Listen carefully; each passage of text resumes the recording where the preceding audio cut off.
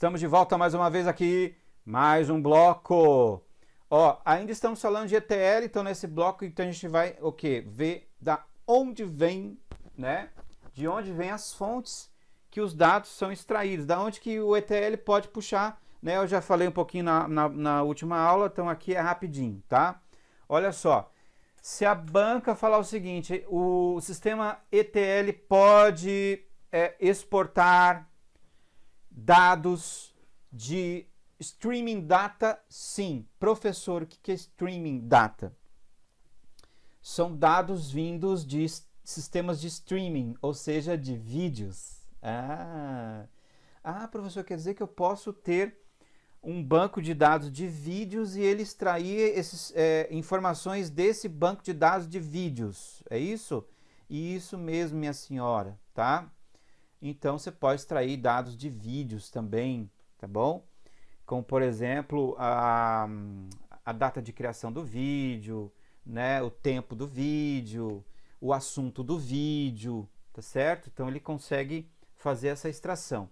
Aí, outra coisa, ali, voltando aqui, ó, ele também faz a extração, aqui, ó, ele também faz extração de data, então aqui fechou, streaming data de sistemas Hadoop, dado de servidores online, como Google, tá? Hadoop é um gerenciador, servidor web, para plataformas online.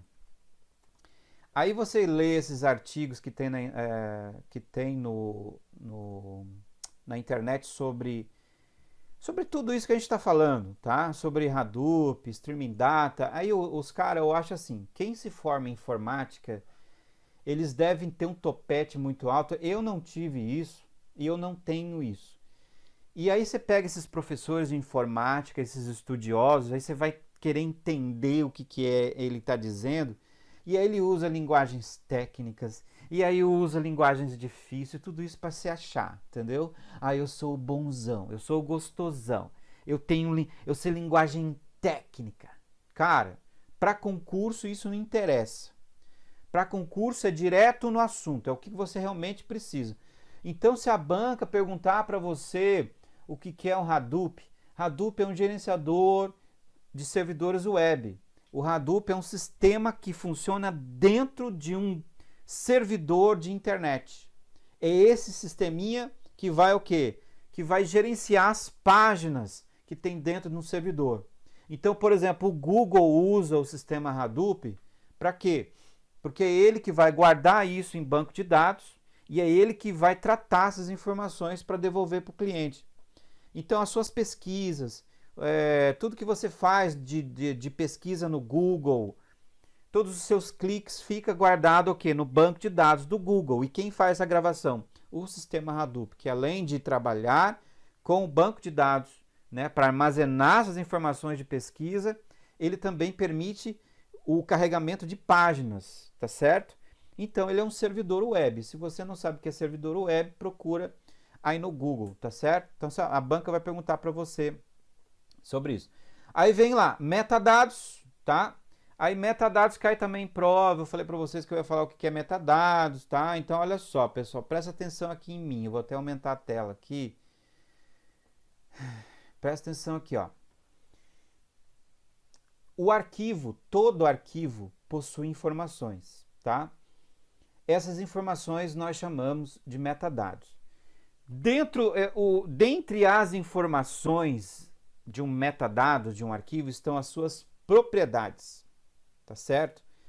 Então, se a banca perguntar o que é um metadado, metadados são as propriedades, são as informações contidas no cabeçalho do arquivo. Aqui ele diz o seguinte, aqui na nossa explicação. Metadados são informações contidas em dados, tipos de arquivo, hora de gravação, autor, tamanho, local, onde foi gravado. Então, o que vai acontecer? A gente pode colocar assim, ó. Tá aqui. Ó, pensa que isso aqui é um arquivo, tá? Um arquivo de texto, o seu arquivo do Word mesmo, tá bom? Arquivo do Word. Então, esse arquivo do Word, aqui no seu cabeçalho, bem aqui em cima, tá? Ele tem algumas informações, tá? Toma cuidado, pessoal, é o seguinte, ó. Quando a gente fala cabeçalho, do arquivo não quer dizer... Travou aqui o sistema, tá? Quando a gente fala cabeçalho do arquivo, não quer dizer o cabeçalho do documento do Word, tá? Travou aqui, não consigo aparecer. Ó, então, deixa eu só... Aí, agora deu. Olha só, tô apanhando aqui, o professor de informática apanha com a própria... Né? Olha só, quando a gente fala em cabeçalho do arquivo, são as informações que ficam no topo do arquivo, não é do documento, tá? Cabeçalho do documento, você já sabe o que é. Quem assistiu aula de Word sabe o que é. É o cabeçalho do arquivo, tá certo? Do arquivo. Então, assim, ó, agora a gente pode voltar aqui. Eu queria deixar a minha tela na frente. Deixa eu ver se eu consigo deixar a minha tela na frente aqui. Espera aí. Deixa eu ver se eu consigo deixar a tela na frente, mas eu acho que eu não vou conseguir. Espera aí. Mas eu não vou conseguir, tá? Não vai ficar na frente. Ó, então também não importa, né? Olha só, aqui você tem um arquivo, tá? Seu documento do Word, e nesse arquivo, em cima no cabeçalho, tem algumas informações, tá? Essas informações contidas no cabeçalho do arquivo são chamadas de metadados, tá? São informações contidas no cabeçalho dos arquivos, tá? Pessoal, é qualquer arquivo, tá? Arquivo de documento, arquivo de vídeo, arquivo de banco de dados também, arquivo, sei lá, arquivo de planilhas, no caso Excel, né? Pastas de trabalho, arquivos de apresentações, enfim, qualquer arquivo tem metadados. E, professor, quais são esses metadados? Então, são suas propriedades, tá? As propriedades. Quais são as propriedades de um arquivo? Então, aí, o que acontece? Ó, quais são as propriedades de um arquivo? Então, ó, a data de criação do arquivo, tá? Ó, data de modificação, data de acesso, lembra disso? Aula de Windows. Aí o local onde o arquivo foi salvo, ou pasta, né? A extensão do arquivo, isso aqui é importante, né? Extensão, que mais? O autor do arquivo, a legenda do arquivo, o título do arquivo, né? O assunto, se for né? No caso, arquivo de vídeo, né? O tempo também, arquivo de vídeo, duração, arquivo de vídeo, que mais? Enfim, qualquer informação que tenha no arquivo. Então, isso quer dizer o seguinte, que sistemas ETL de extração conseguem também pegar dados dessas informações dos arquivos, tá? E aí, o que vai acontecer? A empresa vai falar, não, eu quero de todo o meu banco de arquivos, eu quero só os arquivos com a extensão .doc e que mais? E que foram criados em tal dia, tá? Então aí que entra o glorioso sistema ETL também, na hora de minerar os dados de arquivos, tá? Então, maravilha, vimos nosso quadro ali virtual. Também ETL consegue pegar dados de diversas fontes de dados, como nós já vimos, como, né, o LTPs e Big Data. Sempre que cair no concurso que é Big Data, anota lá, são dados de servidores grandes, Big Datas, tá? Que armazenam grande quantidade de informações de diversas fontes, tá? O Big Data, ele consegue armazenar muita informação de fontes diversas. É um pouco diferente de Data Warehouse, que ele é mais específico, né? Então, por exemplo, aí é por isso que entra o sistema de ETL. Ah, professor, mas numa Big Data, por exemplo, eu posso dizer que o Big Data são vários Data Warehouse num só, exatamente, bem grande, tá?